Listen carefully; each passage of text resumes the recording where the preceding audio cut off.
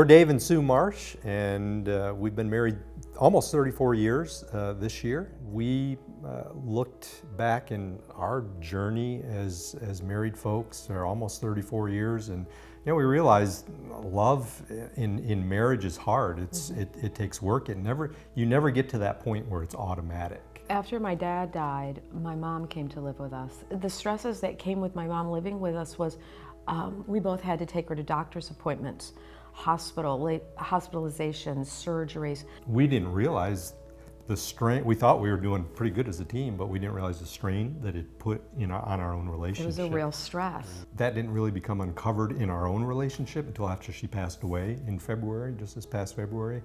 And we went through a season of difficult time in our relationship. Sue went into, I think, a period of mourning, and I went into sort of like a depression as we fought through that, like we have in 34 years. We didn't give up on that, though. We looked at it. I went for help for people, in this church that I trust, and I confided in people. Sue did the same, in people that she trusted. I went to Dave and I said, we got to fix this, because we saw that our marriage was hurting. We were hurting. 1 Corinthians 13, I always go back there when I try to love Sue better. That just challenges you in a way. You say, boy, can I really live up to that? I just asked Sue, give me 3 things. Write down 3 things. Text. That you want me to do to love you better. This is what I love about my husband. And so she gave me, instead of 3, she gave me 6 things. I love that he texts me and says, tell me 3 things that I can do better. I just love his mind, how he works. So he asked for 3, I gave him 6. I had to tell him specific things to do, and I loved that because it made me realize he didn't really know how to love me the way I want him to love me.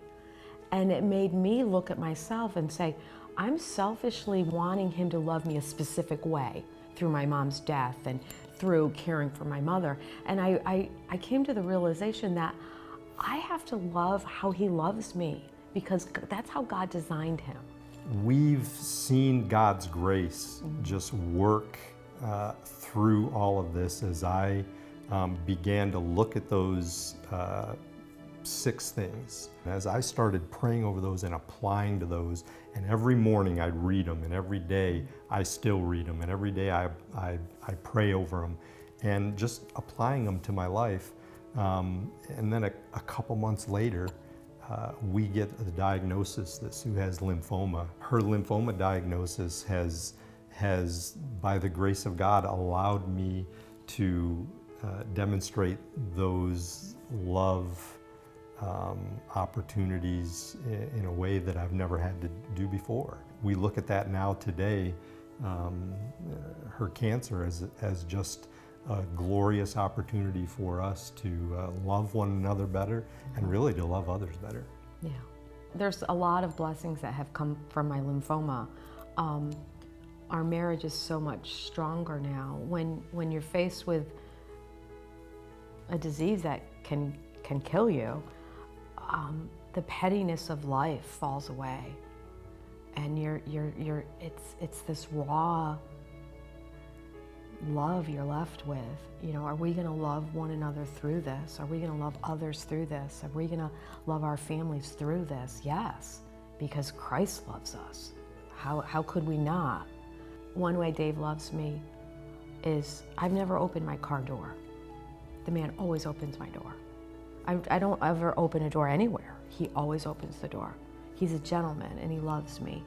And every appointment to my cancer doctors, he's opening doors and he's there.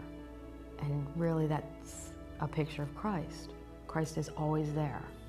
And a good marriage, your spouse is always there. And Dave's always there. And I love you. I love you too.